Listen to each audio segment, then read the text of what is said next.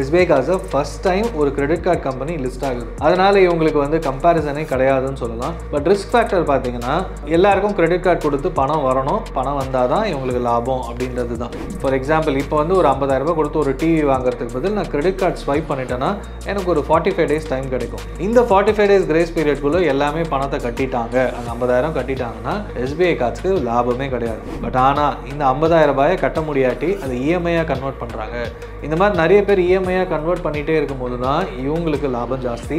அதே மாதிரி revolving கிரெடிட்டோட interest rate வந்து 34% வரைக்கும் வந்துச்சு. இது கம்மி பண்ணி இப்போ 23% தான் இருக்குதுன்றாங்க. இதெல்லாம் வந்து ஒரு நெகட்டிவ் ஃபேக்டராக இப்போதைக்கு SBI கார்ட்ஸ் பார்த்துட்டு இருக்காங்க. அதனால தான் ஸ்டாக் ப்ரைஸ் டிக்ளைன் ஆகிட்டே இருக்கு.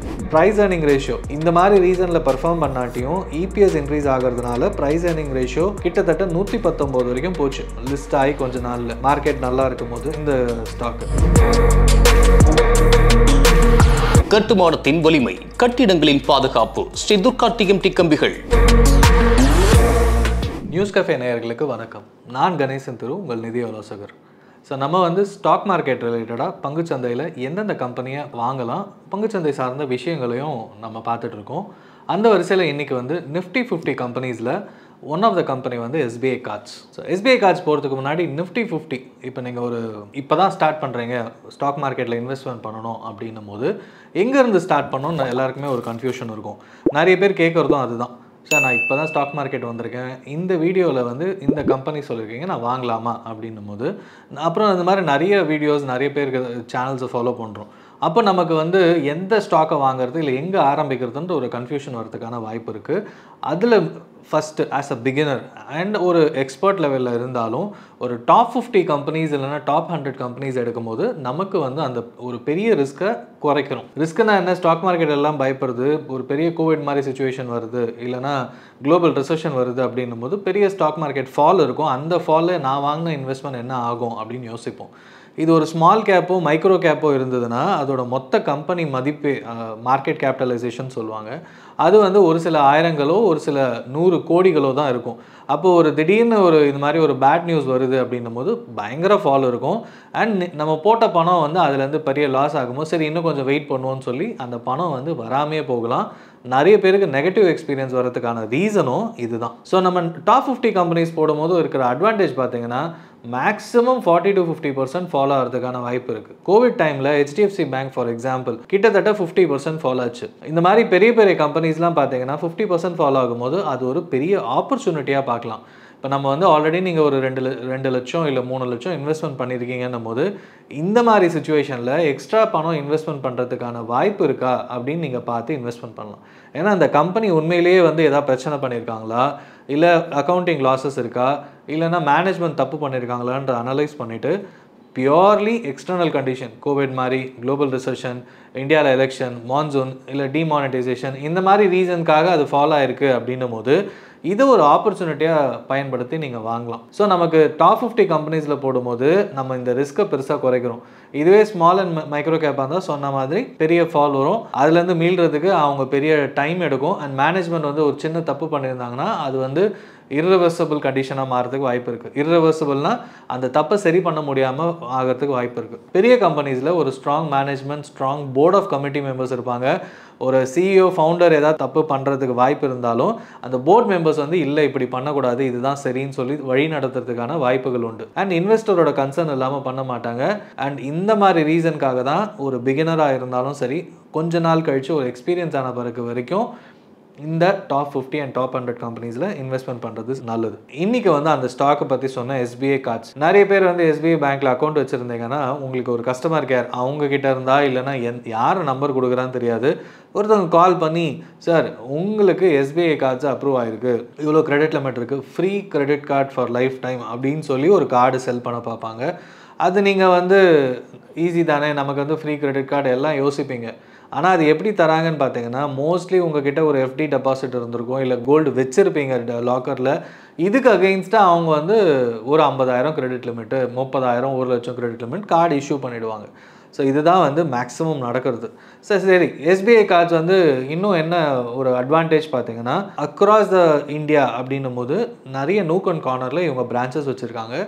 மேக்ஸிமம் மெம்பர்ஸ் வந்து இந்தியாவில் வந்து கிரெடிட் கார்டு பெனிட்ரேஷன், அதாவது எவ்வளோ பேருக்கு தெரியும் யூஸ் பண்ணுறாங்கன்னு பார்த்தீங்கன்னா கிட்டத்தட்ட 5-6% தான். ஸோ இது வந்து உலக நாட்டில் யூஎஸ்லலாம் பார்த்தீங்கன்னா கிட்டத்தட்ட 80% ஆஃப் த மக்கள் வந்து கிரெடிட் கார்டு யூஸ் பண்ணிட்டு இருக்காங்க, வச்சுருக்காங்க. வாலெட்டில் ஒரு கார்டாவது, அதாவது பர்ஸில் ஒரு கார்டாவது வச்சுருக்காங்க. நம்ம ஊரில் பார்த்தீங்கன்னா ஃப்ரீ கிரெடிட் கார்டு கொடுத்தா வச்சுருக்கேன் அப்படின்னு நிறைய பேர் சொல்லுவாங்க. யூஸ் பண்ணுறது கம்மி. இதில் கேஷ்பேக் கார்ட்ஸ் இருக்குது, ரிவார்ட்ஸ் கார்டு இருக்குது, அண்ட் கோ பிராண்டட் கார்ட்ஸ், அதாவது அமேசானோட டைப் பண்ணி கார்டு கொடுப்பாங்க, ரயில்வேஸ் ஐஆர்சிடிசியோட அண்ட் ரீசெண்டாக டைட்டனோட கூட இவங்க டைப் பண்ணியிருந்தாங்க.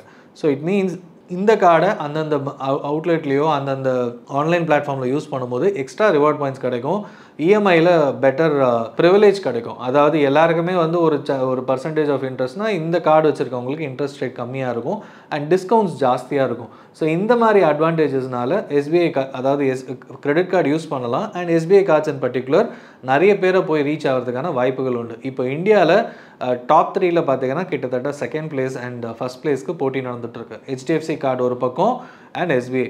ஹெச்டிஎஃப்சி வந்து லாஸ்ட் கப்புள் ஆஃப் மந்த்ஸ் போன வருஷம் பார்த்தீங்கன்னா ஆர்பிஐ ரெகுலேஷன்ஸ் படி நீங்கள் கார்டு இஷ்யூ பண்ணுறது கொஞ்ச நாள் அவாய்ட் பண்ணுங்கள் பிகாஸ் ஆஃப் காம்ப்ளைன்ஸ் இஷ்யூஸ் அப்படின்னு சொல்லியிருந்தாங்க. அது சார்ட் அவுட் பண்ணுறதுக்குள்ளே இவங்க அக்ரெசிவாக கார்டு புஷ் எல்லாருக்கும் கார்டு விற்கணும் அப்படின்ற பாயிண்டில் பண்ணிட்டு இருந்தாங்க. அண்ட் எஸ்பிஐ கார்ட்ஸ் பல வருஷமாக இந்தியாவில் இருந்தாலும் 98ல் ஆரம்பித்தாங்க. அது ஒரு ஃபாரின் கம்பெனியோட டைப்பில். அதுக்கப்புறம் மே 2020 தான் லிஸ்ட் ஆச்சு. இவங்களோட கெட்ட நேரமாக என்னன்னு தெரியாது, லிஸ்ட் ஆகிறோன்னு அனௌன்ஸ் பண்ண உடனே நமக்கு கோவிட் வந்துச்சு. அது ஒரு பேட் டைமிங்னு சொல்லலாம். பட் இருந்தாலும் இவங்க இஷ்யூ ப்ரைஸ்லேருந்து ஒரு நாமினல் ப்ரீமியம்லாம் இந்த ஸ்டாக் வந்து லிஸ்ட் ஆச்சுன்னு சொல்லலாம். அதுக்கப்புறமா because of covid situation, recession, இந்த மாதிரி ரீசன்னால் ஸ்டாக் வந்து பெரிய க்ரோத் இல்லாமல் முன்ன பின்ன அப்படியே தான் சுற்றிட்டு இருந்தது. அண்ட் இப்போ வந்து ஒரு 680 லெவலில் இருக்குது அப்படின்னு சொல்லலாம். சரி, லிஸ்ட் ஆகும்போது இது வந்து ஒரு பயங்கர ப்ரீமியமில் தான் லிஸ்ட் ஆச்சு. அதாவது ஸ்டாக் ப்ரைஸ் மட்டும் இல்லை, இவங்களோட ப்ரைஸ் ஏர்னிங் ரேஷியோ நம்பர்ஸ்லாம் பார்த்தீங்கன்னா, ஏன்னா இதுக்கு முன்னாடி இவங்களுக்கு இது பியர்ஸ், அதாவது இதுக்கு முன்னாடி யாராவது இந்த மாதிரி கம்பெனி லிஸ்ட் ஆகிருக்கா அப்படின்னு பார்த்தா தான் நமக்கு அந்த ப்ரைஸ் ஏர்னிங் ரேஷியோ எவ்வளோ இருக்குது அந்த மாதிரி விஷயம்லாம் நம்ம கம்பேர் பண்ண முடியும். இந்த கம்பெனியை பொறுத்த வரைக்கும் எஸ்பிஐ கார்ட்ஸை ஃபஸ்ட் டைம் ஒரு கிரெடிட் கார்டு கம்பெனி லிஸ்ட் ஆகுது. அதனால் இவங்களுக்கு வந்து கம்பேரிசனே கிடையாதுன்னு சொல்லலாம். பட் ரிஸ்க் ஃபேக்டர் பார்த்தீங்கன்னா எல்லாருக்கும் கிரெடிட் கார்டு கொடுத்து பணம் வரணும், பணம் வந்தால் தான் இவங்களுக்கு லாபம் அப்படின்றது தான். கிரெடிட் கார்டுனா என்ன, வர்ச்சுவல் கார்டு. ஃபார் எக்ஸாம்பிள் இப்போ வந்து ஒரு 50,000 ரூபாய் கொடுத்து ஒரு டிவி வாங்குறதுக்கு பதில் நான் கிரெடிட் கார்டு ஸ்வைப் பண்ணிட்டேன்னா எனக்கு ஒரு 45 days டைம் கிடைக்கும். இன்னைக்கு ஸ்வைப் பண்ண டைம்லேருந்து அந்த பில்லிங் சைக்கிள் முடிஞ்சு ஒரு 15 days கிரேஸ் பீரியட் கிடைக்கும். அதுக்குள்ளே நான் கட்டி ஆகணும். இந்த 45 days கிரேஸ் பீரியட்குள்ளே எல்லாமே பணத்தை கட்டிட்டாங்க, அந்த 50,000 கட்டிட்டாங்கன்னா எஸ்பிஐ கார்ட்ஸ்க்கு லாபமே கிடையாது. பட் ஆனால் இந்த 50,000 ரூபாயை கட்ட முடியாட்டி அதை இஎம்ஐயாக கன்வெர்ட் பண்ணுறாங்க. இந்த மாதிரி நிறைய பேர் இஎம்ஐயாக கன்வெர்ட் பண்ணிகிட்டே இருக்கும்போது தான் இவங்களுக்கு லாபம் ஜாஸ்தி. அண்ட் நிறைய பேர் வந்து அந்த கிரெடிட் லிமிட் 50,000மோ 1,00,000மோ கொடுத்த கிரெடிட் லிமிட் எக்ஸாஸ்ட் பண்ண பிறகு தான் அவங்க வந்து டெலிங்க்வெண்ட் ஆகுவாங்க. அவங்களால கட்ட முடியல அப்படின்னும் போது தான் இன்ட்ரெஸ்ட் போட முடியும். ஓவர் லிமிட் சார்ஜஸ், எல்லா சார்ஜஸும் இன்ட்ரெஸ்ட் எல்லாம் போட்டு எஸ்பிஐ கார்ட்ஸ் பணம் சம்பாதிக்க முடியும். பட் இந்தியாவை பொறுத்த வரைக்கும் மேக்ஸிமம் வந்து கொடுத்த பணத்தை திருப்பி வாங்கின பணத்தை திருப்பி கட்டிடுறாங்க. And within that first month or second month அப்படின்னும் போது அவங்களுக்கு லாபமே இன்னும் கம்மியாகிட்டு இருக்குன்னு சொல்லலாம். இது எப்படி மெஷர் பண்ணுவாங்க, நெட் இன்ட்ரெஸ்ட் மார்ஜின் சொல்லுவாங்க. இஷ்யூ பண்ணுற காஸ்ட்டு ஆஸ் வெல் அஸ் வர ப்ராஃபிட், இதுதான் அவங்க டிஃபர் பண்ணுவாங்க. அதாவது இப்போது மினிமம் இன்ட்ரெஸ்ட் வந்து 3% per month அப்படின்னு இருக்குது அப்படின்னா 36% for a year. அது இல்லாமல் அவங்களுக்கு யூஸ் பண்ணுறதுலாம் உடனே கிடைக்கும் போது அந்த டிஃப்ரென்ஸ், டெபாசிட் போடுறது அண்ட் டெபாசிட் கொடுக்கறது, இந்த டிஃப்ரென்ஸு தான் நம்ம பேங்க்கில் சொல்லுவோம் நெட் இன்ட்ரெஸ்ட் மார்ஜின். அதே மாதிரி இந்த கிரெடிட் கார்ட்லேயும் பார்த்தீங்கன்னா நெட் இன்ட்ரெஸ்ட் மார்ஜின்ற பாயிண்ட் வந்து அந்த difference of lending and borrowing பார்த்தீங்கன்னா ஒரு 12 to 13%, which is very very minimal அப்படின்னு சொல்லலாம். அதே மாதிரி ரிவால்விங் கிரெடிட்டோட இன்ட்ரெஸ்ட் ரேட் வந்து 34% வரைக்கும் இருந்துச்சு. இது கம்மி பண்ணி இப்போது 23% தான் இருக்குதுன்றாங்க. இதெல்லாம் வந்து ஒரு நெகட்டிவ் ஃபேக்டராக இப்போதைக்கு எஸ்பிஐ கார்ட்ஸ் பார்த்துட்டு இருக்காங்க. அதனால தான் ஸ்டாக் ப்ரைஸ் டிக்ளைன் ஆகிட்டே இருக்குது. அண்ட் போன 6 months பார்த்தீங்கன்னா ஆர்பிஐ அன்செக்யூர்ட் லோன்ஸ்லாம் வந்து கொஞ்சம் ரிஸ்க் ஃபேக்டர் ஜாஸ்தியாக இருக்குது அப்படின்னு சொன்னாங்க. கிரெடிட் கார்டை பொறுத்த வரைக்கும் அன்செக்யூர்ட் லோன் தான். ஏன்னா வேலை இருக்குது, அவங்களுக்கு வந்து பணம் உள்ளே வருது ரெகுலராக அப்படின்றத வச்சு தான் நிறைய கிரெடிட் கார்ட்ஸ் இஷ்யூ பண்ணுறாங்க. பட் வேலை போயிடுச்சு அப்படின்னா கஸ்டமர் வந்து சொல்ல போகிறதில்ல. அந்த மாதிரி சுச்சுவேஷனில் கஸ்டமர் டிஃபால்ட் ஆகிறதுக்கான வாய்ப்புகள் உண்டு. அப்போ எத்தனை பேர் டிஃபால்ட் ஆகிறாங்கன்ற கணக்கை வச்சு தான் இவங்களுக்கு பணம் வருமா வராதா, நான் பர்ஃபார்மிங் அசட், இதெல்லாம் பார்க்க முடியும். ஸோ கோவிட் முடிஞ்சு நெக்ஸ்ட் 21-22 இயர்லலாம் பார்த்தீங்கன்னா கிட்டத்தட்ட 4% வரைக்கும் என்பிஏ போச்சு. நெட் என்பிஏ பார்த்தீங்கன்னா அரௌண்ட் 1% இருந்தது. இப்போது போன குவார்ட்டரில் இது 2.65% கிராஸ் என்பிஏ இருக்குது. நெட் என்பிஏ 0.95% வரைக்கும் இருக்குது. ஸோ விச் மீன்ஸ் இது ஒரு கண்ட்ரோலபிள் லெவல் தான். ஒரு பேங்காக இருந்தாலும் இந்த லெவலில் தான் என்பிஎஸ் இருக்கும். ஒரு கிரெடிட் கார்டு கம்பெனிக்கும் இந்த மாதிரி இருக்கிறது ஓகே அப்படின்னு தான் சொல்லலாம். ஸோ இது இன்னும் குறைக்கணும் and net interest margin improve பண்ணணும். இந்த மாதிரி விஷயங்களுக்காக இந்த ஸ்டாக் வந்து இன்னும் பெருசாக பர்ஃபார்ம் ஆகாமல் அன்செக்யூர்ட் லோன்ஸில் ஆர்பிஐ என்ன சொல்ல போகிறாங்க அந்த விஷயத்துக்குனாலையும் இந்த ஸ்டாக் பர்ஃபார்ம் பண்ணாமல் இருக்குது அப்படின்னு சொல்லலாம்.